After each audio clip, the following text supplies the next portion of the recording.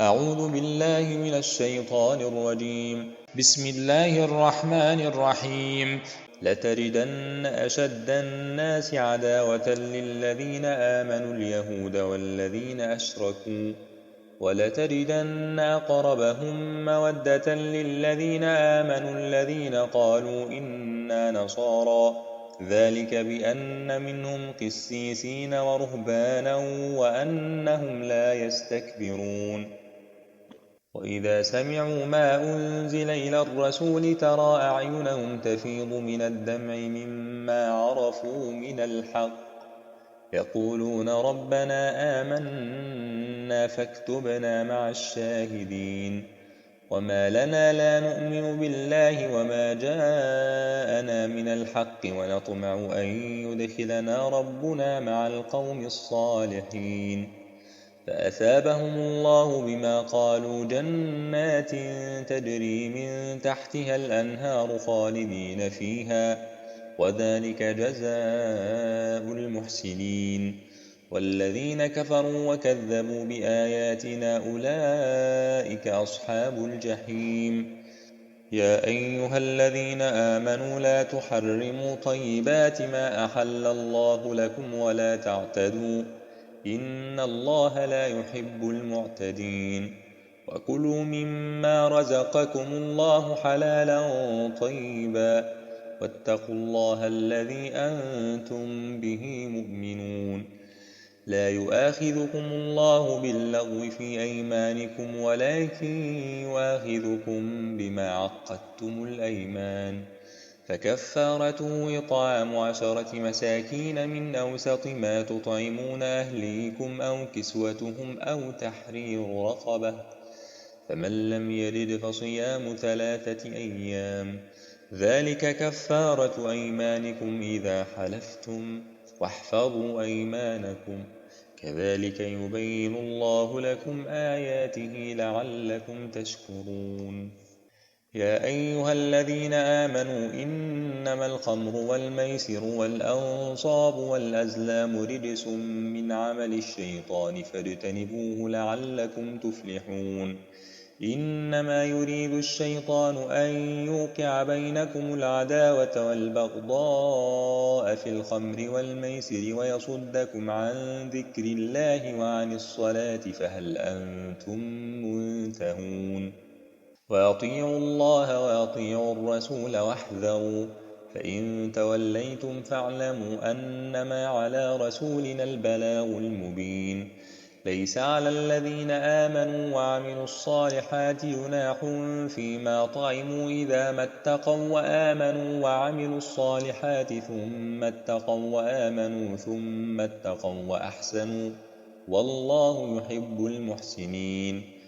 يا أيها الذين آمنوا ليبلونكم الله بشيء من الصيد تناله أيديكم ورماحكم ليعلم الله من يخافه بالغيب فمن اعتدى بعد ذلك فله عذاب أليم. يا أيها الذين آمنوا لا تقتلوا الصيد وأنتم حرم ومن قتله منكم متعمدا فجزاء مثل ما قتل من النعم يحكم به ذوى عدل منكم هديا بالغ الكعبة أو كفارة طعام مساكين أو عدل ذلك صياما ليذوق وبال أمره عفى الله عما سلف ومن عاد فينتقم الله منه والله عزيز ذو انتقام. أحل لكم صيد البحر وطعامه متاعا لكم وللسيارة وحرم عليكم صيد البر ما دمتم حرما واتقوا الله الذي إليه تحشرون. جعل الله الكعبة البيت الحرام قياما للناس والشهر الحرام والهدي والقلائد ذلك لتعلموا أن الله يعلم ما في السماوات وما في الأرض وأن الله بكل شيء عليم. اعلموا أن الله شديد العقاب وأن الله غفور رحيم. ما على الرسول إلا البلاغ والله يعلم ما تبدون وما تكتمون. قل لا يستوي الخبيث والطيب ولو أعجبك كثرة الخبيث فاتقوا الله يا أولي الألباب لعلكم تفلحون. يا أيها الذين آمنوا لا تسألوا عن أشياء إن تبد لكم تسؤكم وإن تسألوا عنها حين ينزل القرآن تبد لكم عفى الله عنها والله غفور حليم. قد سألها قوم من قبلكم ثم أصبحوا بها كافرين.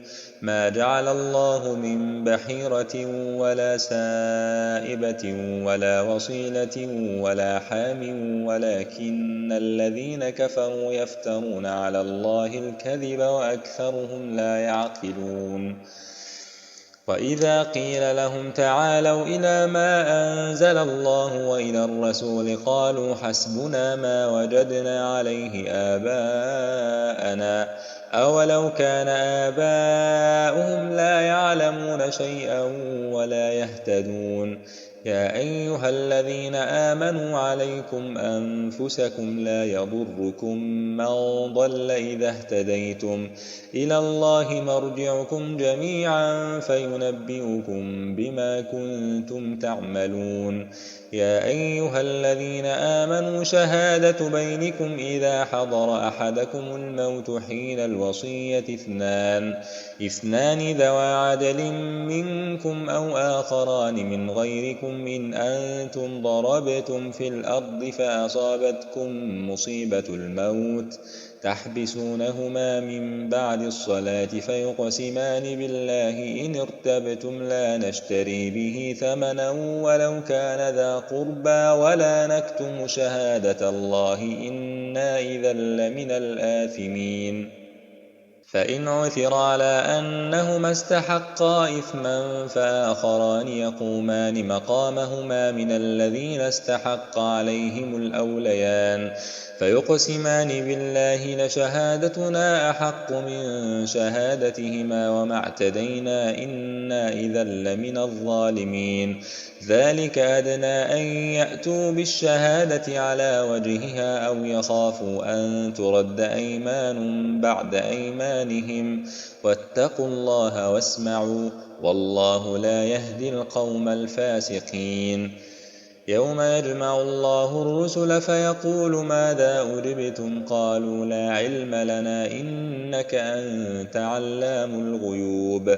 إذ قال الله يا عيسى ابن مريم اذكر نعمتي عليك وعلى والدتك إذ أيدتك بروح القدس تكلم الناس في المهد وكهلا وإذ علمتك الكتاب والحكمة والتوراة والإنجيل وإذ تخلق من الطين كهيئة الطير بإذني فتنفخ فيها فتكون طيرا بإذني وتبرئ الأكمه والأبرص بإذني وإذ تخرج الموتى بإذني وإذ كففت بني إسرائيل عنك إذ جئتهم بالبينات فقال الذين كفروا منهم إن هذا إلا سحر مبين. وإذ كففت بني إسرائيل عنك إذ جئتهم بالبينات فقال الذين كفروا منهم إن هذا إلا سحر مبين. وإذ أوحيت إلى الحواريين أن آمنوا بي وبرسولي قالوا آمنا واشهد بأننا مسلمون. إذ قال الحواريون يا عيسى ابن مريم هل يستطيع ربك أن ينزل علينا مائدة من السماء قال اتقوا الله إن كنتم مؤمنين. قالوا نريد أن نأكل منها وتطمئن قلوبنا ونعلم أن قد صدقتنا ونكون عليها من الشاهدين. قال عيسى ابن مريم اللهم ربنا أنزل علينا مائدة من السماء تكون لنا عيدا لأولنا وآخرنا وآية منك وارزقنا وأنت خير الرازقين. قال الله إني منزلها عليكم فمن يكفر بعد منكم فإني أعذبه عذابا لا أعذبه أحدا من العالمين. وإذ قال الله يا عيسى ابن مريم أأنت قلت للناس اتخذوني وأمي إلهين من دون الله قال سبحانك ما يكون لي أن أقول ما ليس لي بحق إن كنت قلته فقد علمته تعلم ما في نفسي ولا أعلم ما في نفسك إنك أنت علام الغيوب. ما قلت لهم إلا ما أمرتني به أن اعبدوا الله ربي وربكم وكنت عليهم شهيدا ما دمت فيهم فلما توفيتني كنت أنت الرقيب عليهم وأنت على كل شيء شهيد. إن تعذبهم فإنهم عبادك وإن تغفر لهم فإنك أنت العزيز الحكيم. قال الله هذا يوم ينفع الصادقين صدقهم لهم جنات تجري من تحتها الأنهار خالدين فيها أبدا رضي الله عنهم ورضوا عنه ذلك الفوز العظيم. لله ملك السماوات والأرض وما فيهن وهو على كل شيء قدير. بسم الله الرحمن الرحيم. الحمد لله الذي خلق السماوات والأرض وجعل الظلمات والنور ثم الذين كفروا بربهم يعدلون. هو الذي خلقكم من طين ثم قضى أجلا وأجل مسمى عنده ثم أنتم تمترون. وهو الله في السماوات وفي الأرض يعلم سركم وجهركم ويعلم ما تكسبون. وما تأتيهم من آية من آيات ربهم إلا كانوا عنها معرضين. فقد كذبوا بالحق لما جاءهم فسوف يأتيهم أنباء ما كانوا به يستهزئون. ألم يروا كم أهلكنا من قبلهم من قرن مكناهم في الأرض ما لم نمكن لكم وأرسلنا السماء عليهم مدرارا وجعلنا الأنهار تجري من تحتهم فأهلكناهم بذنوبهم وأنشأنا من بعدهم قرنا آخرين. ولو نزلنا عليك كتابا في قرطاس فلمسوه بأيديهم لقال الذين كفروا إن هذا إلا سحر مبين. وقالوا لولا أنزل عليه ملك ولو أنزلنا ملكا لقضي الأمر ثم لا ينظرون. ولو جعلناه ملكا لجعلناه رجلا وللبسنا عليهم ما يلبسون. ولقد استهزئ برسل من قبلك فحاق بالذين سخروا منهم ما كانوا به يستهزئون. قل سيروا في الأرض ثم انظروا كيف كان عاقبة المكذبين. قل لمن ما في السماوات والأرض قل لله كتب على نفسه الرحمة ليجمعنكم إلى يوم القيامة لا ريب فيه الذين خسروا أنفسهم فهم لا يؤمنون. وله ما سكن في الليل والنهار وهو السميع العليم. قل أغير الله أتخذ وليا فاطر السماوات والأرض وهو يطعم ولا يطعم. قل إني أمرت أن أكون أول من أسلم ولا تكونن من المشركين. قل إني أخاف إن عصيت ربي عذاب يوم عظيم. من يصرف عنه يومئذ فقد رحمه وذلك الفوز المبين. وإن يمسسك الله بضر فلا كاشف له إلا هو وإن يمسسك بخير فهو على كل شيء قدير. وهو القاهر فوق عباده وهو الحكيم الخبير.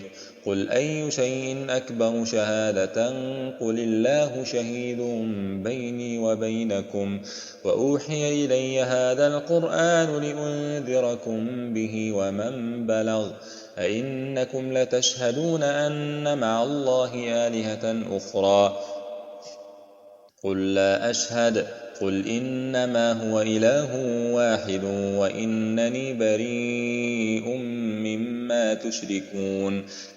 الذين آتيناهم الكتاب يعرفونه كما يعرفون أبناءهم الذين خسروا أنفسهم فهم لا يؤمنون. ومن أظلم ممن افترى على الله كذبا أو كذب بآياته إنه لا يفلح الظالمون. ويوم نحشرهم جميعا ثم نقول للذين أشركوا أين شركاؤكم الذين كنتم تزعمون ثم لم تكن فتنتهم إلا أن قالوا والله ربنا ما كنا مشركين. انظر كيف كذبوا على أنفسهم وضل عنهم ما كانوا يفترون. ومنهم من يستمع إليك وجعلنا على قلوبهم أكنة أن يفقهوه وفي آذانهم وقرا وإن يروا كل آية لا يؤمنوا بها حتى إذا جاءوك يجادلونك يقول الذين كفروا إن هذا إلا أساطير الأولين وهم ينهون عنه وينأون عنه وإن يهلكون إلا أنفسهم وما يشعرون.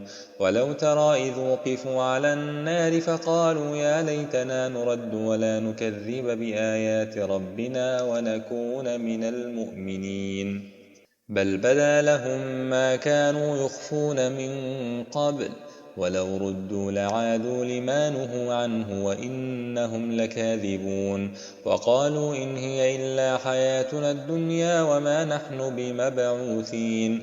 ولو ترى إذ وقفوا على ربهم قال أليس هذا بالحق قالوا بلى وربنا قال فذوقوا العذاب بما كنتم تكفرون. قد خسر الذين كذبوا بلقاء الله حتى إذا جاءتهم الساعة بغتة قالوا يا حسرتنا على ما فرطنا فيها وهم يحملون أوزارهم على ظهورهم ألا ساء ما يزرون. وما الحياة الدنيا إلا لعب ولهو وللدار الآخرة خير للذين يتقون أفلا تعقلون. قد نعلم إنه ليحزنك الذي يقولون فإنهم لا يكذبونك ولكن الظالمين بآيات الله يجحدون.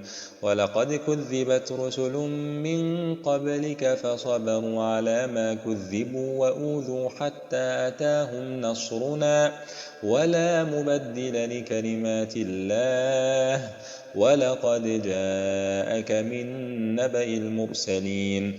وإن كان كبر عليك إعراضهم فإن استطعت أن تبتغي نفقا في الأرض أو سلما في السماء فتأتيهم بآية ولو شاء الله لجمعهم على الهدى فلا تكونن من الجاهلين. إنما يستجيب الذين يسمعون والموتى يبعثهم الله ثم إليه يرجعون. وقالوا لولا نزل عليه آية من ربه قل إن الله قادر على أن ينزل آية ولكن أكثرهم لا يعلمون. وما من دابة في الأرض ولا طائر يطير بجناحيه إلا أمثالكم ما فرطنا في الكتاب من شيء ثم إلى ربهم يحشرون. والذين كذبوا بآياتنا صم وبكم في الظلمات من يشاء الله يضلله ومن يشاء يجعله على صراط مستقيم. قل أرأيتكم إن أتاكم عذاب الله أو أتتكم الساعة أغير الله تدعون إن كنتم صادقين بل إياه تدعون فيكشف ما تدعون إليه إن شاء وتنسون ما تشركون ولقد أرسلنا إلى من قبلك فأخذناهم بالبأساء والضراء لعلهم يتضرعون فلولا إذ جاءهم بأسنا تضرعوا ولكن قست قلوبهم وزين لهم الشيطان ما كانوا يعملون فلما نسوا ما ذكروا به فتحنا عليهم أبواب كل شيء حتى إذا فرحوا بما أوتوا أخذناهم بغتة فإذا هم مبلسون فقطع دابر القوم الذين ظلموا والحمد لله رب العالمين قل أرأيتم إن أخذ الله سمعكم وأبصاركم وختم على قلوبكم من إله غير الله يأتيكم به انظر كيف نصرف الآيات ثم هم يصدفون قل أرأيتكم إن أتاكم عذاب الله بغتة أو دهرة هل يهلك إلا القوم الظالمون وما نرسل المرسلين إلا مبشرين ومنذرين فمن آمن وأصلح فلا خوف عليهم ولا هم يحزنون والذين كذبوا بآياتنا يمسهم العذاب بما كانوا يفسقون قل لا أقول لكم عندي خزائن الله ولا أعلم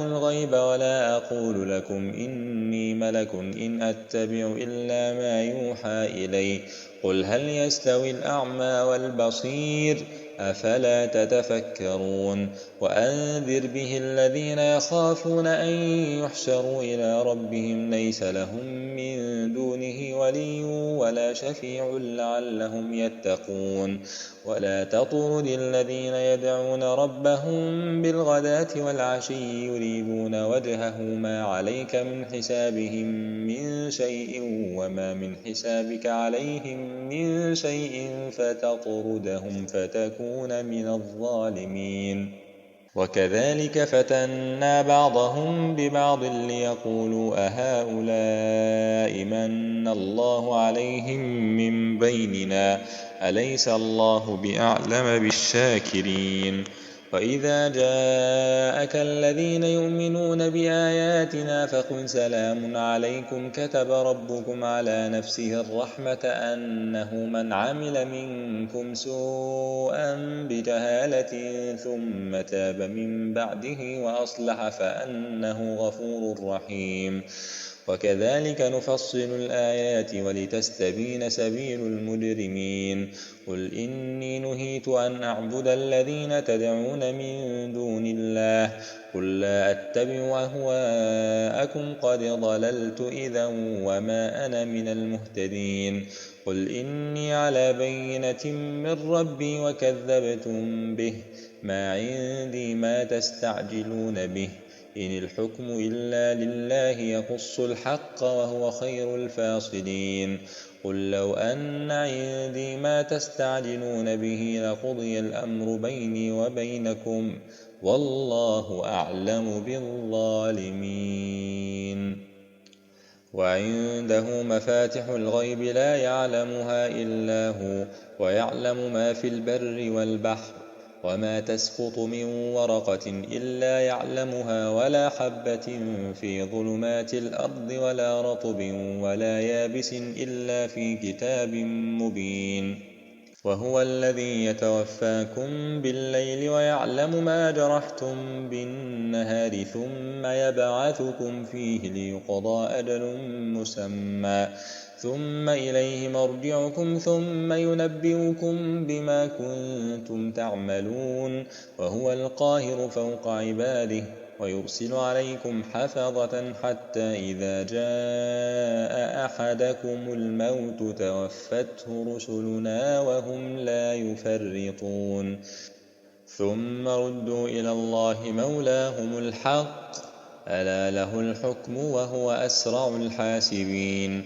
قل من ينجيكم من ظلمات البر والبحر تدعونه تضرعا وخفية لئن أنجانا من هذه لنكونن من الشاكرين قل الله ينجيكم منها ومن كل كرب ثم أنتم تشركون قل هو القادر على أن يبعث عليكم عذابا من فوقكم أو من تحت أرجلكم أو يلبسكم شيعا ويذيق بعضكم بأس بعض انظر كيف نصرف الآيات لعلهم يفقهون وكذب به قومك وهو الحق قل لست عليكم بوكيل لكل نبأ مستقر وسوف تعلمون وإذا رأيت الذين يخوضون في آياتنا فأعرض عنهم حتى يخوضوا في حديث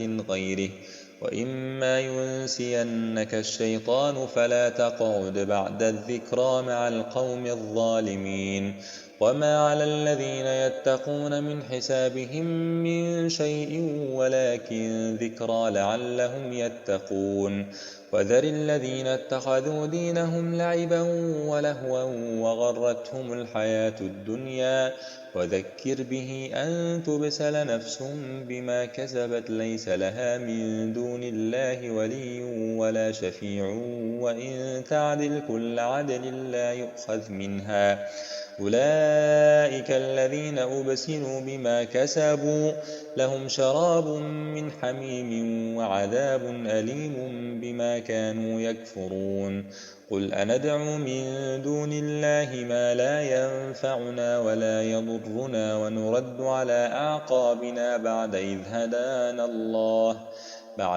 هدانا الله كالذي استهوته الشياطين في الأرض حيران له أصحاب يدعونه إلى الهدى ائتنا قل إن هدى الله هو الهدى وأمرنا لنسلم لرب العالمين وأن أقيموا الصلاة واتقوه وهو الذي إليه تحشرون وهو الذي خلق السماوات والأرض بالحق ويوم يقول كن فيكون قوله الحق وله الملك يوم ينفخ في الصور عالم الغيب والشهادة وهو الحكيم الخبير وإذ قال إبراهيم لأبيه آزر أتتخذ أصناما آلهة إني أراك وقومك في ضلال مبين وكذلك نري إبراهيم ملكوت السماوات والأرض وليكون من الموقنين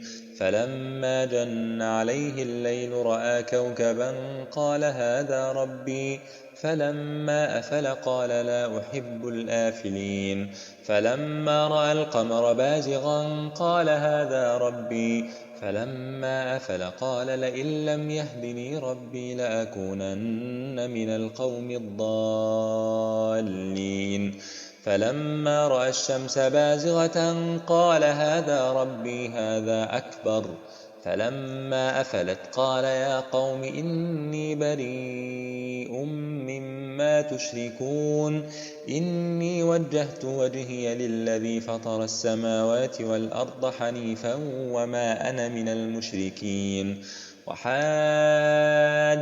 قومه قال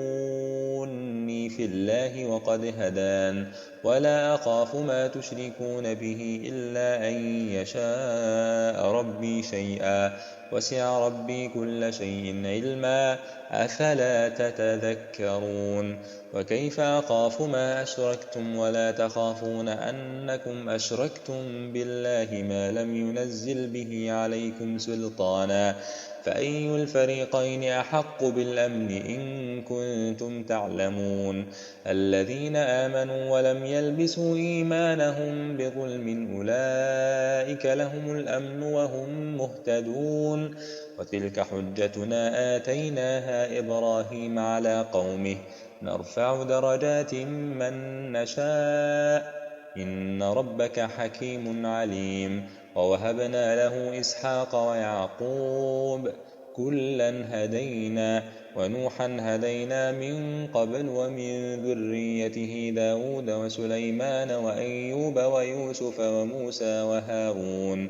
وكذلك نجزي المحسنين وزكريا ويحيى وعيسى وإلياس كل من الصالحين وإسماعيل واليسع ويونس ولوطا وكلا فضلنا على العالمين ومن آبائهم وذرياتهم وإخوانهم واجتبيناهم وهديناهم إلى صراط مستقيم ذلك هدى الله يهدي به من يشاء من عباده ولو أشركوا لحبط عنهم ما كانوا يعملون أولئك الذين آتيناهم الكتاب والحكم والنبوة فإن يكفر بها هؤلاء فقد وكلنا بها قوما ليسوا بها بكافرين أولئك الذين هدى الله فبهداه مقتده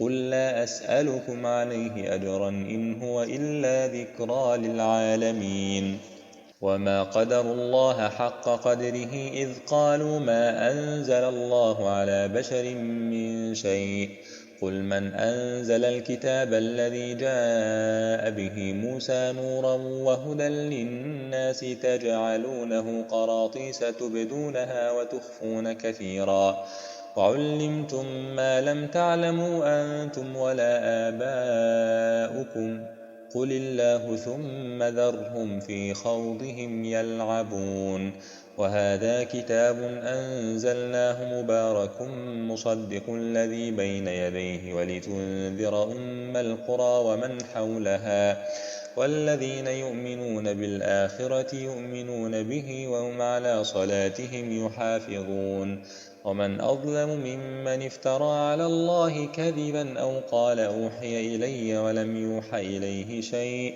ومن قال سأنزل مثل ما أنزل الله ولو ترى إذ الظالمون في غمرات الموت والملائكة باسطوا أيديهم أخرجوا أنفسكم اليوم تجزون عذاب الهون بما كنتم تقولون على الله غير الحق وكنتم عن آياته تستكبرون ولقد جئتمونا فرادا كما خلقناكم أول مرة وتركتم ما خولناكم وراء ظهوركم وما نرى معكم شفعاءكم الذين زعمتم أنهم فيكم شركاء لقد تقطع بينكم وضل عنكم ما كنتم تزعمون إن الله فالق الحب والنوى يخرج الحي من الميت ومخرج الميت من الحي ذلكم الله فأنا تؤفكون فالق الإصباح وجعل الليل سكنا والشمس والقمر حسبانا ذلك تقدير العزيز العليم وهو الذي جعل لكم النجوم لتهتدوا بها في ظلمات البر والبحر قد فصلنا الآيات لقوم يعلمون وهو الذي أنشأكم من نفس واحدة فمستقر ومستودع قد فصلنا الآيات لقوم يفقهون وهو الذي أنزل من السماء ماء فأخرجنا به نبات كل شيء فأخرجنا منه خضرا نخرج منه حبا متراكبا ومن النخل من طلعها قنوان دانية وجنات من أعناب والزيتون والرمان مشتبها وغير متشابه انظروا إلى ثمره إذا أثمر وينعه إن في ذلكم لآيات لقوم يؤمنون وجعلوا لله شركاء الجن وخلقهم وخرقوا له بنين وبنات بغير علم سبحانه وتعالى عما يصفون. بديع السماوات والأرض أنى يكون له ولد ولم تكن له صاحبة وخلق كل شيء وهو بكل شيء عليم. ذلكم الله ربكم لا إله إلا هو خالق كل شيء فاعبدوه وهو على كل شيء وكيل. لا تدركه الأبصار وهو يدرك الأبصار وهو اللطيف الخبير. قد جاءكم بصائر من ربكم فمن أبصر فلنفسه ومن عمي فعليها وما أنا عليكم بحفيظ. وكذلك نصرف الآيات وليقولوا درست ولنبينه لقوم يعلمون. اتبع ما أوحي إليك من ربك لا إله إلا هو وأعرض عن المشركين. ولو شاء الله ما أشركوا وما جعلناك عليهم حفيظا وما أنت عليهم بوكيل. ولا تسبوا الذين يدعون من دون الله فيسبوا الله عدوا بغير علم. كذلك زينا لكل أمة عملهم ثم إلى ربهم مرجعهم فينبئهم بما كانوا يعملون. وأقسموا بالله جهد أيمانهم لئن جاءتهم آية ليؤمنن بها قل إنما الآيات عند الله وما يشعركم أنها إذا جاءت لا يؤمنون. ونقلب أفئدتهم وأبصارهم كما لم يؤمنوا به أول مرة ونذرهم في طغيانهم يعمهون.